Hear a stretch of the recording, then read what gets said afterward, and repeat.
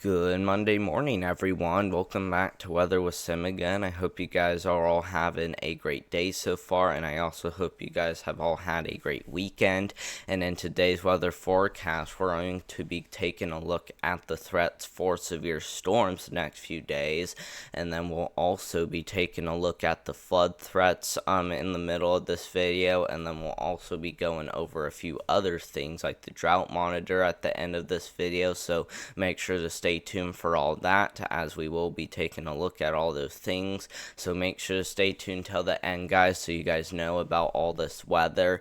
But none of you guys have subscribed to my channel yet, and I am waiting to get up to 500 subscribers before fall. So you guys who haven't subscribed yet, please subscribe to my YouTube channel, so that way I can start creating more things on my YouTube channel, and I promise it will look better than this if you guys will get me up to 500 subscribers. So make sure to do all that, and we will also, be keeping you guys updated with more weather videos like how I'm doing right now. Now, let's go ahead and take a look at the threats for severe weather. And as you guys can see, we do have an enhanced risk for severe storms across northwest Indiana, northern Illinois, back into eastern Iowa, even a little bit of central Iowa included in that enhanced risk for severe weather, which is a pretty extreme risk, not gonna lie. So definitely be weather aware if you live in northwest Indiana, northern Illinois, or eastern Iowa. Around that, we also have a slight risk for severe storms heading as far east as northwest Ohio, just including a little bit of northwest Ohio, and then that extend all the way back towards Omaha, Nebraska. So definitely a pretty decent enhanced and slight risk right there that we do need to be watching for today. And then we got two other areas, one across New York and northern Pennsylvania, and then another one back here towards northwest Kansas, back into northeast Colorado, even including portions there of western Nebraska, and then a little bit of southeast Wyoming included in another slight risk for severe storms today. So definitely be on high alert if you live in this orange colors, because that's going to be our most extreme risk for severe weather today. And the reason why we have an enhanced risk, this is mainly driven off a damaging wind threat. And as you guys can see, we do have a 30% risk for damaging winds. That is a very elevated threat for damaging winds. That's a level 3 out of 5 on the damaging wind threat, guys. That is a pretty significant risk for damaging wind gusts. So that is definitely very concerning across a lot of these areas. So definitely be on high alert for damaging winds. And because we have this hatched risk, which does include areas a little bit outside of this enhanced risk, we could be talking some wind gusts upwards of 75 miles per hour or greater, possibly even 80, or if why not even 90 mile per hour winds in some areas. So because we have that hatched risk, we could be talking greater than 70 mile per hour wind gusts across that enhanced risk. So that's the reason why I want you guys to be on really high alert for a potential damaging wind event, and maybe a derecho event if this storm is able to get its act together by lining up into a line of storms and then producing upwards of 90 mile per hour winds and then traveling very far down, south. So if that happens today, then that will be considered a derecho, but I don't think so, because derechos are pretty rare. So I want you guys to at least be watching for some high damaging wind gusts with, lines of storms and of course supercells. Tornado threat, we actually do have a decent threat for tornadoes too as well. That's not what's driving the enhanced risk, but we could still be talking at least a few tornadoes across this area. So that does include western Illinois back into eastern Iowa, will be included in a threat for a few tornadoes today, and same goes around that, but chances in the 2% seeing a tornado aren't as high as the 5%, so definitely be on high alert if you live in this brown color.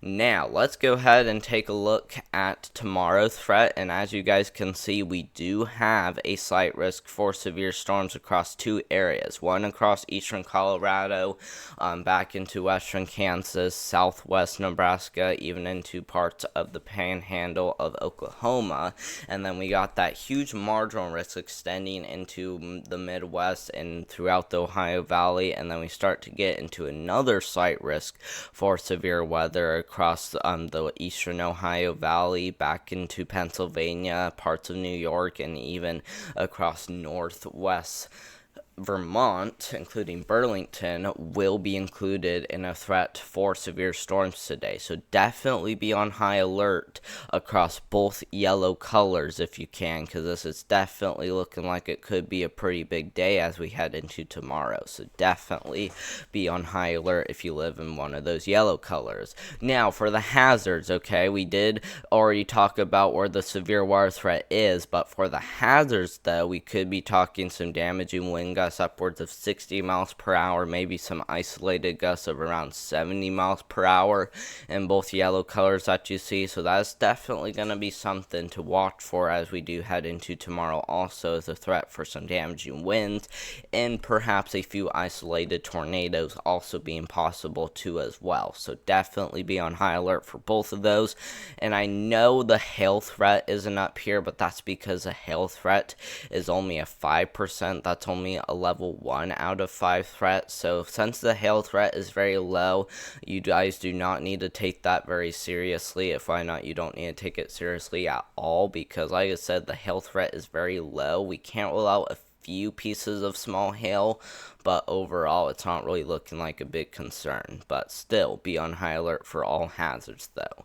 And now, if we take a look at day 3 now, as you guys can see, we do have a marginal risk across places like eastern Wyoming, western Nebraska, back into a pretty good portion there of eastern Colorado, western Kansas, into northeast New Mexico, even into the northwest panhandle of Texas, and as well as the western panhandle of Oklahoma will be included in a marginal risk tomorrow. Same goes up here in the northeast, where we could also, see some pretty good severe weather too as well. Not very concerning compared to today's and as well as tomorrow's threat.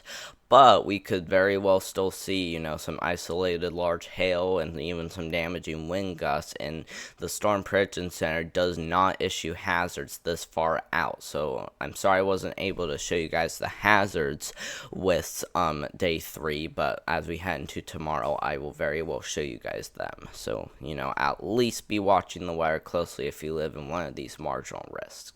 Now, let's go ahead and look at the flooding risk that is going to be for today. We got a slight risk for flash flooding heading from eastern Iowa back into southern Michigan and as well as northern Indiana. So if you live in that slight risk for flash flooding, be aware that there could be a few inches of rainfall in some areas. More localized amounts, but, still going to be something to very well keep an eye on, as we could still be seeing some pretty good flash flooding. So if you do live in this yellow color that you see, make sure to be on very high alert for some flash flooding, as we will likely be seeing a lot of rainfall in some of these areas. Now, let's go ahead and look at tomorrow's threat list for day 2. As you guys can see, we have a lot bigger slight risk for flash flooding heading from western Pennsylvania back into Missouri, and it's a very big one, by the way. This is looking like our most concerning day for any flash flooding that occurs. So definitely be on high alert if you live across the lower Ohio Valley and of course central Illinois and back into Missouri, and as well as western Pennsylvania will also need to be on high alert too as well. But I do think the lower Ohio Valley will have the best chance for some very good soaking rainfall, as we head into tomorrow. So if you live across the lower Ohio Valley, including, a little bit of northern Kentucky, make sure to be on high alert, okay? I'm very serious about that. Be on high alert for flash flooding as we do head into tomorrow, which again does include the lower Ohio Valley. Now, for day 3, okay, this is looking a little bit less concerning now across some of these areas, but a little bit more concerning across New Mexico back into southern Colorado. That's where we could see some, pretty good rainfall totals of at least an inch. You don't really need a whole lot of rainfall to cause flash flooding here, and that's because the soil is so dry. It's as hard as concrete, so it will be very hard for it to soak into the soil. So that's kind of why we do have a slight risk for flash flooding here. So if you live across southern Colorado or northern New Mexico, make sure to be on high alert that there could very well be some flash flooding in those areas. So that is something I do recommend if you live in that yellow color. Now, for day 4, as you can see, we do also have another slight risk for flash flooding across places like western North Carolina. At least that's included in the marginal risk, but mainly eastern North Carolina will be included in that slight risk for flash flooding, but this could definitely extend into more places. So, definitely be watching for something like that if you live, across eastern Texas, back up here towards Virginia, where you guys could maybe see an upgrade to a slight risk for flash flooding. We'll see about that, but we're mainly watching eastern North Carolina as of right now for the potential of flash flooding. And then back over here for the Four Corners region, we could see some flash flooding as well.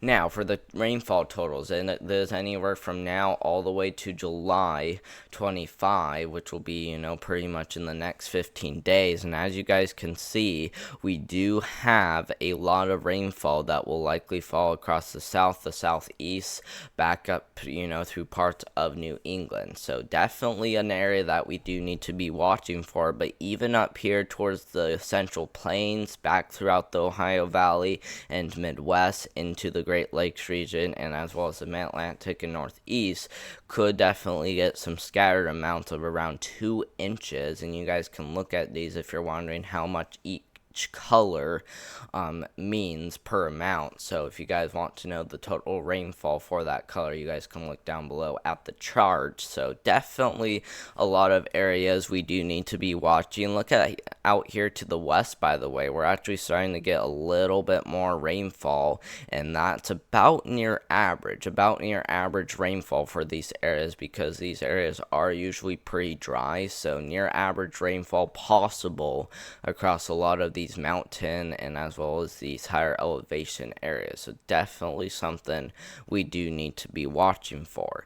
Now, let's go ahead and take a look at the National Weather Service watches, advisories, and of course those warnings especially. And as you guys can see, still a lot of heat advisories in effect across the central United States. We even got some embedded excessive heat warnings in effect, which one of them does include northeast Oklahoma. One of them also includes places like eastern Nebraska and as well as western Iowa. We even have some of those embedded across Pennsylvania and New Jersey back into Delaware and Maryland, and then we even have another one across eastern North Carolina. So if you do live in excessive heat warning or an excessive heat advisory, make sure to be on high alert, meaning, drink plenty of water, make sure to spend less time outdoors, which will be the best choices to spend less time outdoors, but also drink plenty of water if you need to be outdoors, wear a sun hat, just do all those things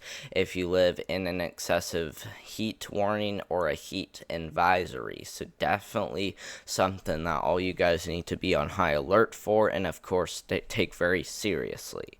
Now, let's look at the drought monitor, okay? The reason why I wanted to show you guys this is because we haven't took a look at this for a while. I wanted to show you guys that North Carolina, back in the South Carolina, are in a severe drought, if why not an extreme drought right here across a little bit of North Carolina and mostly South Carolina. That's that's our most extreme drought right there, as you guys can see. But even a couple areas in a severe drought, like I said, so definitely looking pretty concerning there. And then we're really starting to get in a drought down here. We might, use a lot of rainfall, but like I said, it doesn't really take that much to really get some flooding ongoing in that area. So, we should definitely be on high alert for that across the Four Corners region. But, even across the East Coast, we definitely need to be seeing that rainfall too. And if we look at the water temperatures, as you guys can see, those water temperatures will definitely continue to go up and down a lot, and they're finally going a little back down a little bit, which is good news because we are expecting this to change to a La Nina. So definitely something we do need to be watching for as we do head into August. And as we head into August, these will likely be around the 0 0.4 mark one of the days in August, because that's very well when we expect this to really change to a La Nina. So again, make sure to at least be on high alert for a lot of this severe weather, like what I showed you at the beginning of this video. But thank you guys very much for watching. Hope you guys did enjoy this video. And again, guys, I'm very sorry I keep telling you guys this, but you guys who haven't subscribed yet, please subscribe to my YouTube channel, because I will not be able to make my channel any better than what it is right now if you guys do not subscribe to my YouTube channel. So please subscribe to my YouTube channel, and I will make more professional videos in the future. And of course, my channel will get even better. But also, make sure to like that video down below, and of course comment if you guys have any questions, or you guys can even do the thing what I told you in the last video, where you guys can let me know what your favorite screen is, whether it's this one or whether it's the one back to the beginning of my channel. So like I said, guys, make sure to do all those things, but especially subscribe if you haven't already, and we will continue to keep you guys updated with future weather videos.